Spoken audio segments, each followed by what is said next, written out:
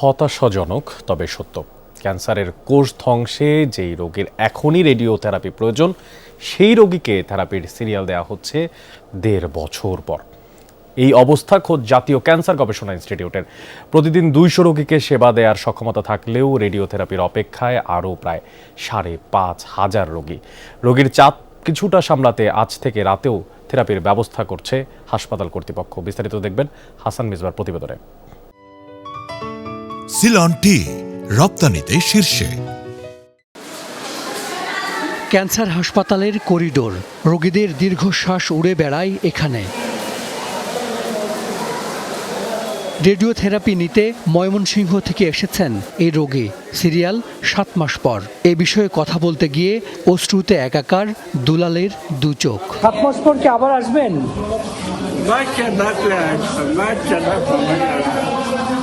বাইচে থাকলে আসবেন।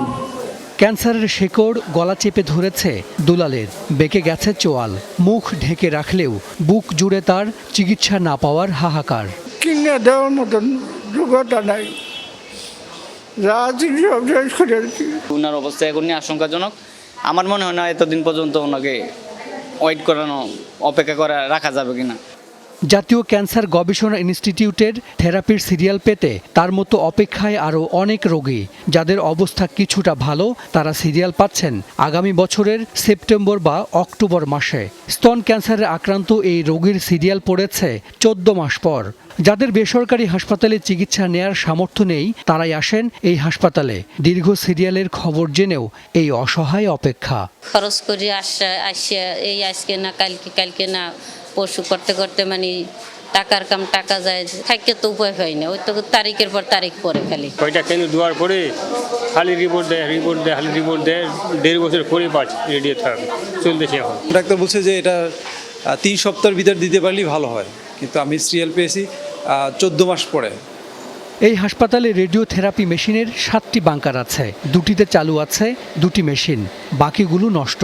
সকাল ও বিকালের শিফট মিলিয়ে সেবা পাচ্ছেন ২০০ রোগী, অপেক্ষায় ৫,৫০০। তবে এই দুর্ভোগ কিছুটা কমতে যাচ্ছে, চালু হচ্ছে রাতের শিফট। এছাড়া নতুন আরেকটি মেশিন কেনার প্রক্রিয়া শুরু হয়েছে। যে রোগীকে আপনি ট্রিট করতে পারবেন, আমাদের কিউরেটিভ পেশেন্ট, সেই রোগীগুলোকে প্রায়োরিটি বেসিসে আমরা এই এক্সপ্রেস সার্ভিসটা আমরা দেওয়ার জন্য আমরা চিন্তা করছি।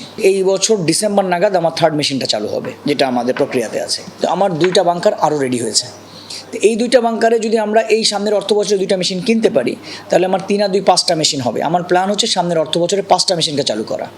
ক্যান্সার চিকিৎসার জাতীয় এই প্রতিষ্ঠানের একমাত্র MRI মেশিনও নষ্ট। সম্প্রতি মেরামত করা হয়েছে CT scan machine. Hasan Misbah, Jamuna news, Dhaka.